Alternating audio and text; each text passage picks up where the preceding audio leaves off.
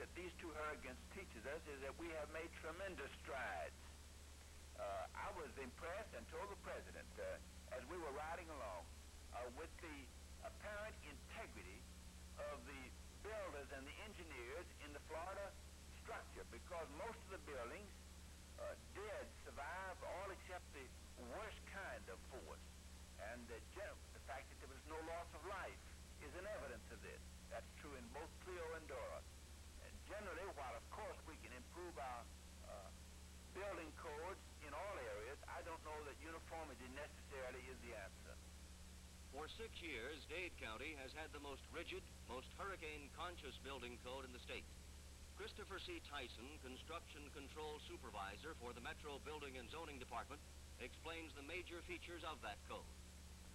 The most unusual thing is that we require roofs to be tied down.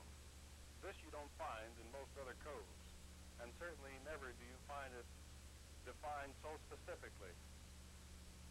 Normally, we have wood truss roofs or wood rafter roofs in this area, and we require that a 1/8 inch by 1 inch strap with 3 16-penny nails tie down each rafter or each truss.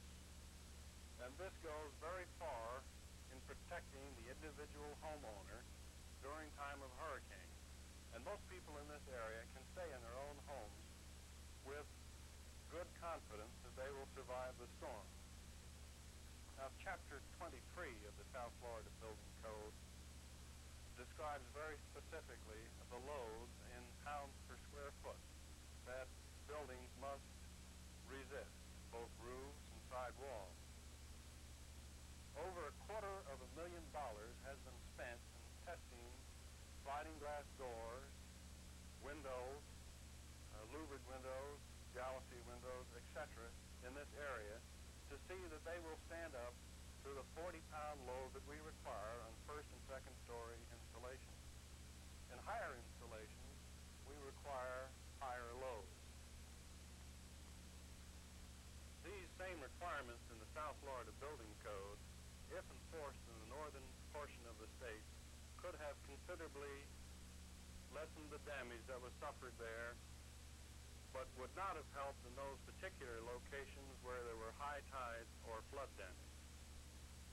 During the night of September 10th, the prevailing easterlies that drove Dora to Florida gave way to strong westerlies. No longer a hurricane, Tropical Storm Dora took a sharp backward turn at the elbow of the Florida Panhandle and sloshed through Georgia and the Carolinas to her grave in the North Atlantic.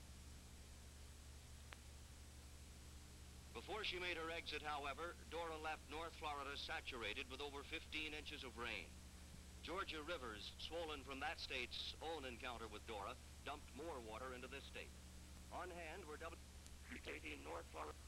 Insurance against damage to property by floods, including wave wash and high tides, cannot economically be provided by insurance companies because of the selection that would exist against the companies. In other words, the man with property in the river valley or on the ocean front would want to buy it, but the man on the hill would not. This is an age-old problem which has been considered for many years. The Federal Flood Insurance Act of 1956 authorized the establishment of federal insurance and reinsurance against the risk of flood. So far, this program has not been implemented.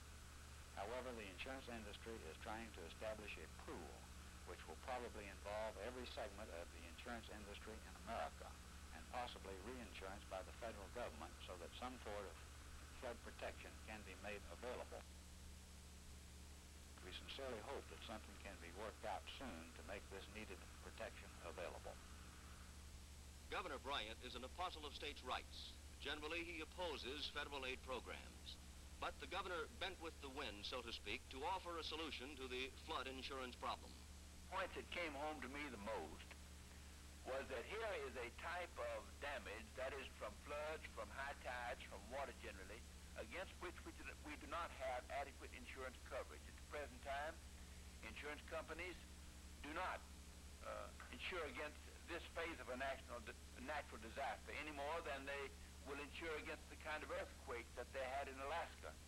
And I think that if private companies cannot, and I understand that they cannot, issue this kind of insurance on a sound basis, the federal government ought to underwrite or back in some way operations by private companies in enabling an individual to insure his own property against every kind of hazard, including flood and tide damage. We'll return with the conclusion to September Storm in a moment.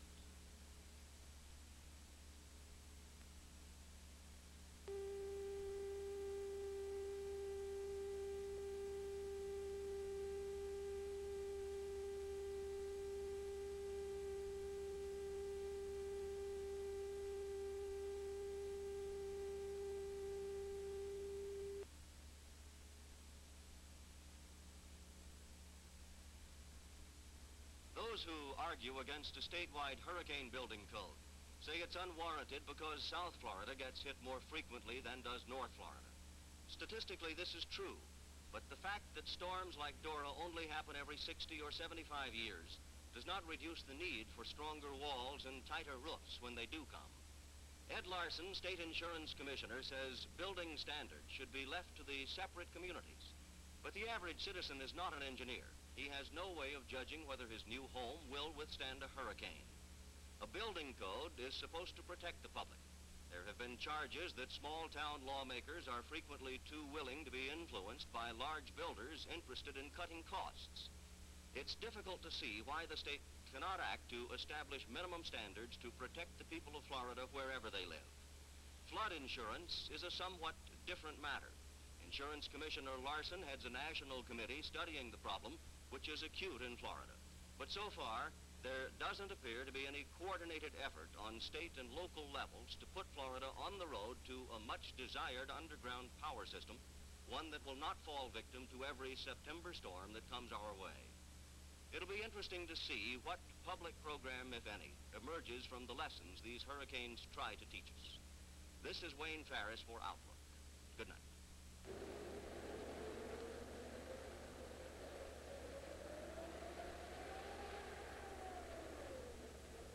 You have been watching September Storm on Outlook, a weekly presentation of WCKT News.